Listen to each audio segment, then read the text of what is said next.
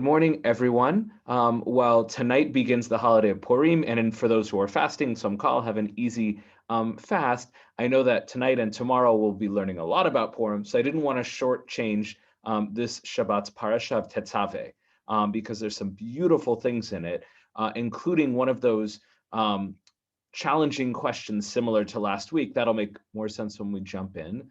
But again, in Tetzaveh, from the word sivui, to command, we are still in the midst of how to build the Mishkan and all the things that are in it. So not just the building itself, but also what the Kohanim wear, what they do. We'll learn about the korbanot, the sacrifices. It's all, again, it's just a massive section, I think 7 parshiot that deal with it. So it's a very important topic. But tonight, not tonight, right now, today, as you can see from the picture, we're going to talk about one of the more fascinating and peculiar objects described in the Torah. And even though we'll talk about this picture and whether this was the only way it could have looked, the object we'll talk about is called the Choshen. We'll read the verses for it in just a minute, or in just a moment.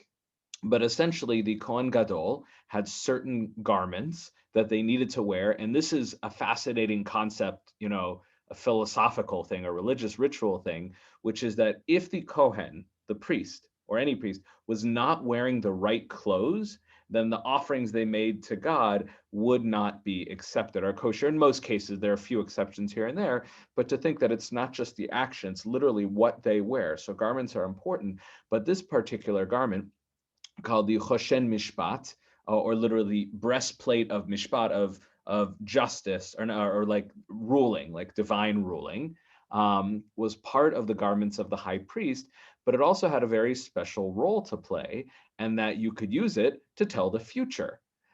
So that's just amazing in and of itself. So the first part of the class, we'll talk about that, but then we're going to raise what I think is an interesting question, again, similar to last week. So what we will do is, Gloria and Leonard, I'm going to go ahead and unmute you. And if you would please take Gloria as soon as you're unmuted. Yeah. The first source here, and these are the 2 verses from Shemot that describe this Choshen Mishpat, please.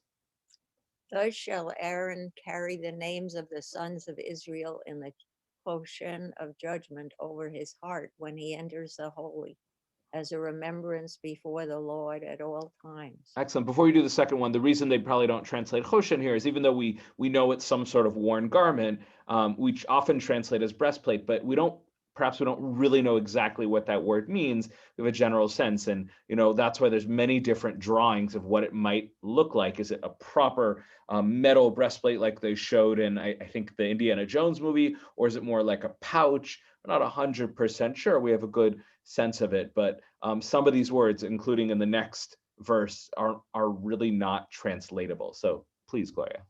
You shall place the Urim and the Tumim into the Choshen of judgment, so that they will be over Aaron's heart when he comes before the Lord. And Aaron will carry the judgment of the children of Israel over his heart before the Lord at all times. Excellent. So again, 2 other words that don't have easy translations, and the rabbis have broken them down and said that in the word Urim, you have the word for light, and because it shines, and all these things, because we're not really sure. But the Urim and the Tumim appear to be 2 stones that are worn in this. Now, again, if you just have like a flat metal plate, then putting 2 rocks inside of it doesn't really work. That picture, maybe it's tucked inside, but if it's more of like a leather pouch, then it would make sense to have 2 stones inside. But so first we know that this peculiar piece of garment that God requires the priest to wear. But then the other question is, and we know that he needs to wear it when he is being the high priest, when he's doing his job. The other question is, what's the point of it? Is it just like wearing nice white garments, or is there something more going on here? And one thing you already see, at least on this artist rendition, this depiction, it's a little not so clear, but it has the name of all of the tribes, all of the Shvatim of Israel. And one explanation for that is that it's meant to serve as some sort of judgment, to give out rulings for all of the tribes. So it's supposed to represent them all. And what do we mean by giving out rulings or judgment? That this guy is guilty or not? So the Talmud has this beautiful, very long section. I only brought a selection from it that describes how the Choshen Mishpat, this breastplate, and these 2 stones, the Urim V'Tumim, how they were used and what they were used for. And we have evidence in the Torah, in the books of the prophets, etc., for how it was used practically. So Leonard, if you would please take source number 2. The sages taught, how does one consult the Urim and Tumim? The one asking stands with his face toward the one who is asked, that is, the high priest or the priest anointed for war. And the one who is asked, the high priest, turns his face toward the divine presence, that is the Urim and Tumim, in which the explicit name of God is found by tilting his head downward toward it. So just to paint this picture, so, Gloria, you turn to Leonard and you say, Leonard, what should we have for lunch today? And then Leonard, who is the high priest, looks down at this beautiful, gorgeous, piece of artwork that's part of his garment that has the name of God. And he looks down and says, should we have deli or should we have macaroni and cheese? And then it continues. The Gemara notes. The Gemara notes the reliability of the Urim and Tumim, even though a decree of a prophet can be retracted, as sometimes a dire prophecy is stated as a warning and does not come true. A decree of the Urim and Tumim cannot be retracted, as it is stated by the judgment of the Urim, Numbers 27:21. The use of the term judgment suggests that the decree is as final as a judicial decision. So again, this is really, really powerful. So Gloria and Leonard, I'll use you again because you're prophetic to me. But Gloria, if you say, Leonard, you're a prophet. What do you think we should have for lunch? And he says, I think we should have a tuna sandwich. I don't know if anyone can tell I'm fasting and I'm hungry right now. But she says that. And Leonard says, I feel I'm having a divine inspired moment, a Ruach HaKodesh, a divine spirit that says that we should have a tuna sandwich. And then later he's like, oh, that was wrong. That's fine. Prophets can make mistakes. We can change the words that they say later. But these rocks, these little stones, when they tell us something, and we'll get a little bit later in this how they actually tell us, once they rule something, it's final. And if you're in your head thinking about, wait a minute, little rocks that divine the future and we have to follow them, that sounds a little paganistic. Well, we will come back to that. But the next thing that we will do is actually, I mentioned a little midrash on those actual words, Urim v'Tumim. What are they? So please, Leonard, why is it called? Why is it called Urim v'Tumim? Urim, which is based on the word or, light, is so called because it illuminates and explains its words Tumim, which is based on the word tam, completed, is because it fulfills its words, which always come. I think the next word is probably true, but just to be certain. Yeah. Always come true. How is it done? How does the Urim v'Tumim provide an answer? The names of the 12 tribes were engraved upon the stones of the breastplate. Those letters allowed for the answer to be received. Rabbi Yohanan says, the letters of the answer protrude, and the priest then combines those letters to form words in order to ascertain the message. Reish Lakish says, the letters arrange themselves and join together to form words.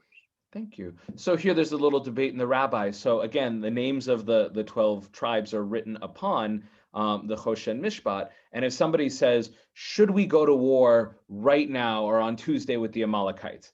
And if the letters Chaf Nun, meaning Ken in Hebrew, light up, again, whether they magically come off and they rearrange themselves or just a Chaf here and a Nun here, the answer is yes, and you should go. Or say, what day of the week should we go? There's a little debate. Is it only yes or no questions? How much information does it give? But it's a beautiful, beautiful image and very powerful that we have this tool to communicate with God without having to rely on a prophet all the time or Moshe. And they use this, again, they use this in war. That was probably one of their main purposes. Do we go to war? And God would give them a message through this, and they wouldn't always have to go to a prophet. But at the same time, there's a lot of room for misinterpretation. Like it says here, what if the letters come out and the person who's reading it doesn't understand it? Also, this is very disturbing because, the idea of relying upon life and death situations and asking our fundamental questions about life to a couple of rocks and glowing letters seems, again, very paganistic. Usually we rely on either a message from God or a prophet, but rocks. Now, of course, you could say, well, this is better. We don't need to rely on humans, which are fallible. We rely on these inanimate objects, which clearly, if they're lighting up, it's a miracle from God. And that's a nice possible answer to it.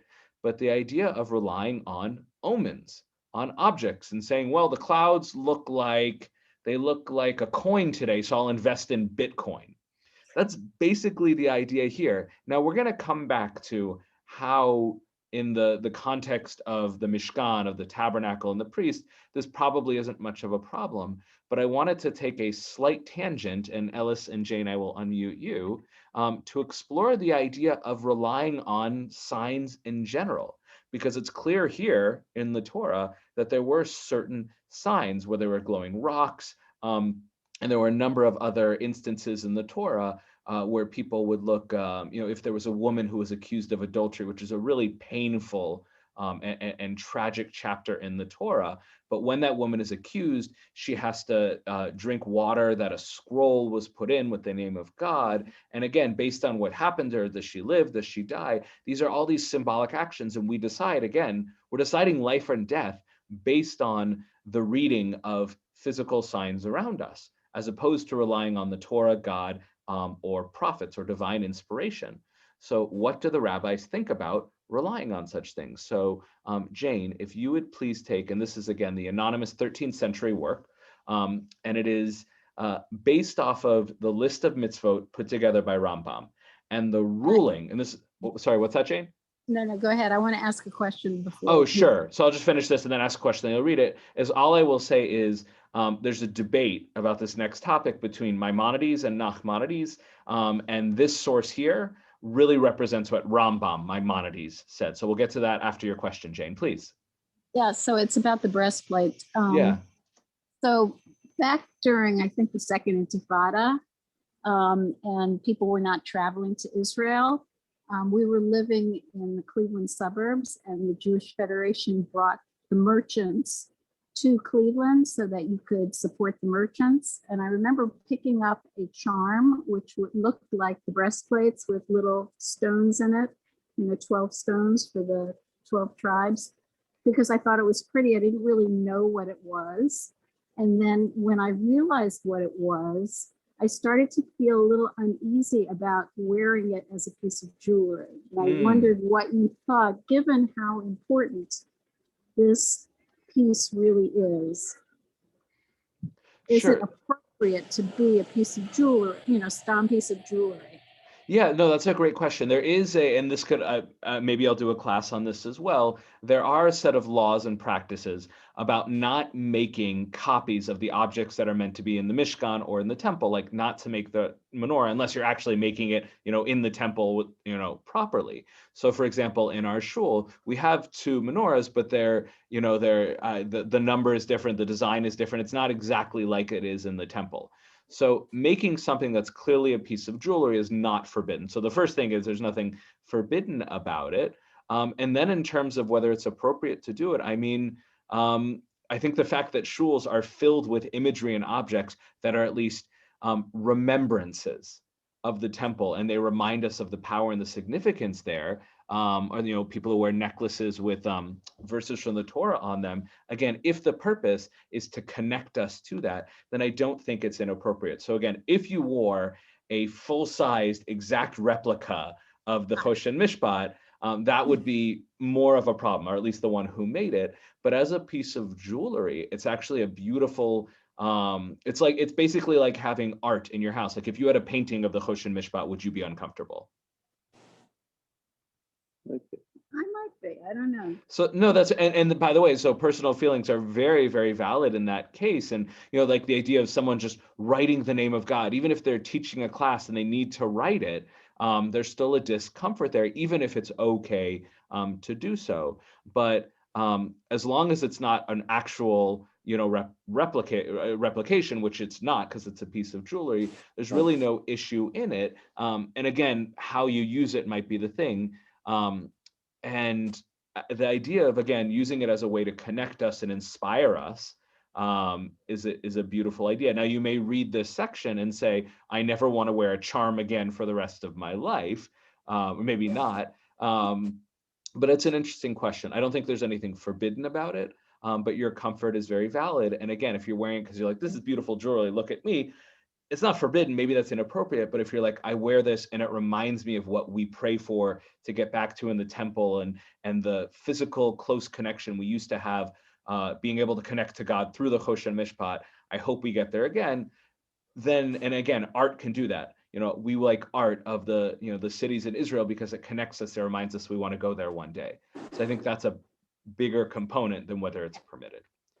So yes, so please. So this is both the Sefer HaChinuch and the Rambam's opinion, and specifically it's on the law of divining, which he'll explain examples, but you'll see how they're very, very similar to the Urim V'Tumim. And twice the Torah says, don't rely on these physical signs. So the question is, how similar is this to the Urim V'Tumim? So please, Jane.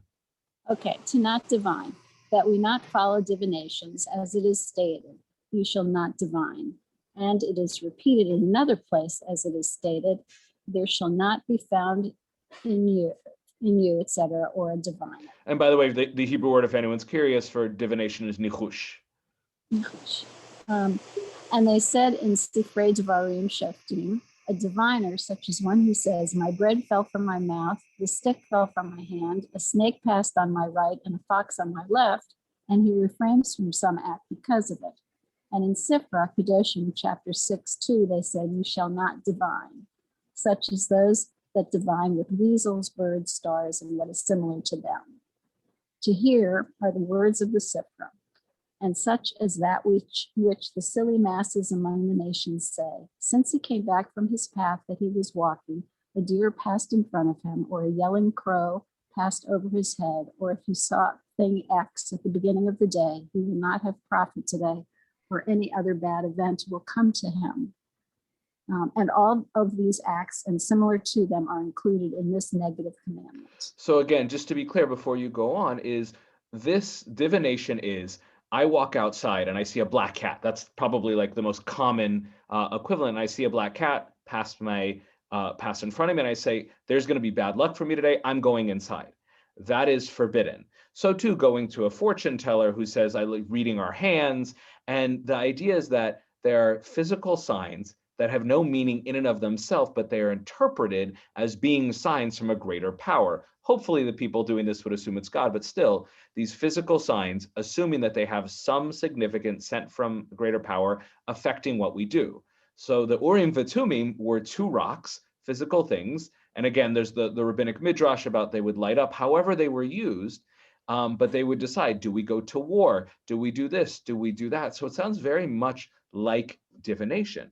And in the continuation of this, the author of the Sefer HaChinuch explains why relying on these signs is a bad, foolish thing. So please, Jane. It is from the roots of the commandment that it is because these matters are crazy things and total foolishness, and it is not fitting for the holy, true people that God chose that they pay attention to false words, and also because they are a cause to push man away from faith in God, may he be blessed, and from his holy Torah, and to come through them to complete denial of God and or Torah, as he will think that all of his good and all of his evil and all that happens to him is coincidental and not from the supervision of his creator. And it will happen that through this, he will go out from all the principles of the religion. Therefore, since God, may he be blessed, wanted our good, he commanded us to remove this thought from our hearts. As all the bad and the good comes out of the mouth of the Most High, according to the actions of man, if they are good or if they are evil. And the divinations do not help or hurt, as it is written, Numbers 23:23. As there is no divination in Yaakov and no clairvoyance in Israel. Excellent, thank you. So we're going to go backwards because that last verse there here, we'll actually look at it in the Hebrew from Bamidbar, Kilon Nachash or Nechush Yaakov. So there's none of this Nichush. There is no divination amongst the Jews, below Kesem, which is often, they say clairvoyance here, magic. There are different translations in Israel. But again, the Urim V'Tumim is that. It is nichush. It is divination. However, the Sefer HaChinuch here gave us a very powerful reason for why we don't rely on rabbit's foots or people who say knock on wood. I mean, that's a little bit more about luck. But again, if I live my life based on superstitious signs, which, by the way, are quite commonplace in Judaism. Bli ayin hara, we have the evil eye, and people think, oh, someone did this, I shouldn't go to work today, I shouldn't cross the street. Observant Jews, have been doing it for hundreds of years. But the question is, what's the difference between the Urim V'Tumim and why they would be permitted and all of those other things? And then, of course, the final question, which would be a whole other class in and of itself, is, are all these superstitious things that we do as Jews, and again, the evil eye and stuff like that, is permitted? So the first question before, Ellis, I have you read the last source is, based on the reasoning of the Sefer HaChinuch and why these signs are bad, do the Urim V'Tumim, could they pose the same problem? Again, being foolish and taking us away from God and relying on God. Thoughts? And Gloria and Leonard, if you have a thought, I can unmute you as well. Give everyone a moment to think about it. Do the Urim and Tumim, do they have the same possibility of what the Sefer HaChinuch says about these other forms of divination, and again, a black cat, et cetera, like that, and relying on them instead of relying on God? Could that issue come up with the Urim V'Tumim? I think it could, and I think it's one of the reasons that it's kind of, I think this is nonsense, this magical letters and things jumping out of your breast, but I just think it's idiotic. And I think if someone would tell me that that's the reason they're going to war, as you mentioned, they're doing anything, I'd say, what is the matter with you? So I, as a rabbi, I'd be hesitant to call something in the Torah idiotic. However, your choice of language, if Maimonides were here right now, I'd probably give you a big hug, because things that are nonsense are nonsense. Also, I would say that the idea of the letters lighting up in a magical way, that's more midrashic. We don't really know exactly what happened, and it could have been more like they would take the stones and they would drop them on the floor, and the way they landed, which again is very paganistic. And in fact, you'll read that in just a moment, Ellis. But it's one of the challenges that one of my rabbis at yeshiva always reminded us when we learned about, talked about mysticism and, whether it was real or nonsense and stuff like that. And we're so hyper rational, particularly modern Orthodox Jews. We're so rational. The Torah is not a rational book. It is a supernatural book. And sometimes we should remember that. And obviously for many people, that's why it's hard for them to believe the Torah. And I understand where they're coming from. But what Maimonides tried to do is strike a balance, and many others that followed in his steps, which is to say there are supernatural things. I believe in God, which is beyond nature and doesn't follow the laws of physics. But at the same time, there are things in this world that are pretty clearly bunk. And relying or basing what I'm going to do on the day on a rabbit's foot or a black cat or the shape of the clouds, that's a bunch of nonsense, even though Jews do it. And in fact, what is one of the most famous and ancient ways that people looking up might decide their fates and what they should do in life is the study of astrology, study of astrology. So Rambam felt that all of that stuff, all of these divination things, astrology, are completely and totally forbidden. However, Ramban, and there's a lot of, that's why I didn't do it today. There's so many discussions about why he and a few others permitted things like astrology. And because of them, certain supernatural or divining things and superstitions are allowed to exist. For Ramban, he felt astrology wasn't supernatural mumbo jumbo. He thought it was actual science. So that's probably why he permitted it. But we have in the Torah, when Avraham was looking for a son, a wife for his son Yitzchak, he sent a servant who we identify as Eliezer. And how did Eliezer decide? Did he sit there and have a psychological makeup and interview to find the wife for Yitzchak? No. He said, what did he say, Alice? The first woman who would come to draw water. Yeah, whoever magically pops up, that's going to be the one. And he's making a major decision that decided the fate of our entire people based on that. And the rabbis bring that up in the discussion. So clearly it's not so clear cut whether or not relying on these signs is permitted.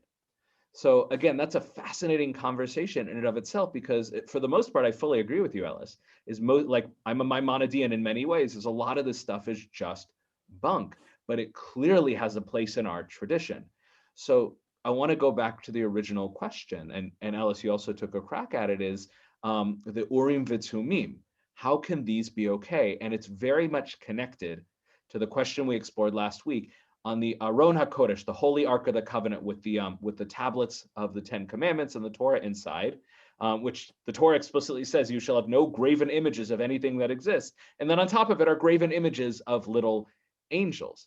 And the answer from a Midrash Mechilta basically said, it's okay because God told you to do it. And if God told you to do it, it's okay. The Torah says you cannot have a mix of wool and linen. Well, the high priest has a mix of wool and linen in their garments. Why is it okay? Because they're in the temple serving. You can't make fire on Shabbat, but they offer sacrifices in fire in the temple and in the Mishkan on Shabbat. Why? Because it's the Mishkan. And I think, Ellis, I'll have you read now this last source from Rashi's grandson. He both recognizes the discomfort and then kind of hints at why we shouldn't have it. So please, Ellis. Okay. The function was somewhat similar to that of oracles employed by the priests of idolatrous cults. If those had any value at all, and we may assume that at least their worshippers had concluded that they did, how much more influential would these Urim V'Tumim in the sacred garments of the high priest be in order to elicit answers to questions posed by God, seeing that the means employed were holy and sanctioned by God himself. Excellent, thank you. So he starts out by saying these Urim V'Tumim are a lot like the idolatrous things. I saw a movie once, and they had a cup with sticks, and they shook them, and the way they landed on the floor, they made a major decision for their village and their town.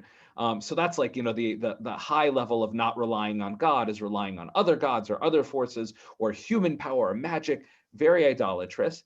And the Rashbam here says they certainly believed it worked, but ours actually work. So, that's awesome. Our magical rocks work. But then he ends it. And again, this is so important. And I want to be very clear. In no way am I diminishing or insulting the text of the Torah here. Just when we read it, it just makes us, like the Rashbam here, it raises our, antenna to be like, something funny is going on.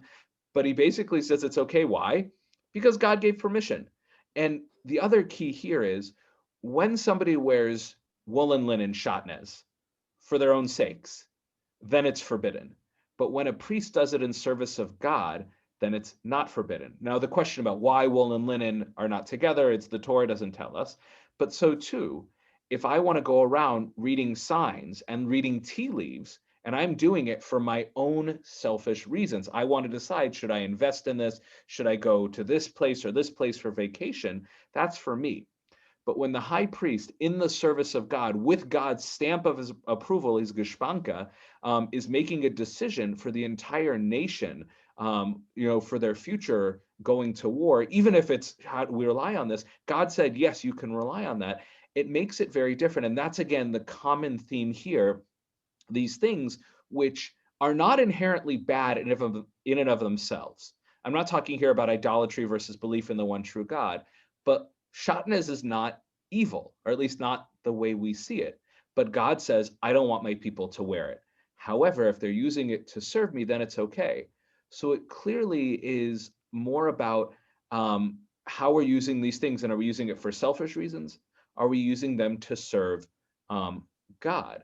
And in this case, the Urim V'Tumim are used for the sake of Israel, for the sake of serving God. Whereas people who rely on, I took my food out of the oven and the loaves rose or cooked a little bit more with the cook side on this side, so therefore I'll go this way when I walk down the street. That's selfish, not necessarily a bad way. There's nothing evil about that.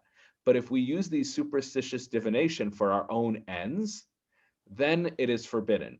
If we're using it for God and for God's people, then it is permitted. And again, when we use fire, if we use fire on Shabbat, it's for our own, we want to make a hamburger or a steak salad or something like that. That might be what we're having for dinner tomorrow. But that's for us. But when we use it to offer a korban, a sacrifice, an offering to Hashem, then it's no longer part of this world. And that's the key here. God does not want us to get caught up in this world, in superstitions and divinations, etc. But once we are no longer dealing in this world, we're trying to reach the divine, then we can play around with forbidden mixtures and fire on Shabbat and Urim Vitumim. But if we do all these forbidden superstitious things in this world, they take us away from God. But if we're literally using them to connect more to God, then that fear may not be as present. So that's how I'm reading the Rashbam, and I think it's one way we can explain the Urim Vitumim, but I certainly validate the way you read it, Alice, because that's how I read it too, the first time I read it. And I think Rashbam recognizes that it looks not so great from the outside. So we are formally done now, but I will open it up to